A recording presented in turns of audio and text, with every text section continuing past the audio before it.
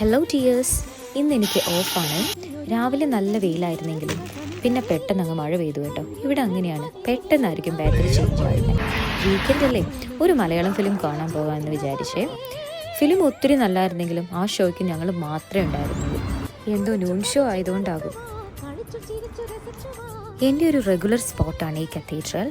അവിടെ ചെന്നപ്പോൾ last സെപ്പറിൻ്റെ keyboard keys വെച്ചിട്ടുണ്ടാക്കിയിട്ടുള്ള ഒരു മോഡേൺ ആർട്ട് എക്സിബിറ്റ് ചെയ്തിട്ടുണ്ടായിരുന്നേ.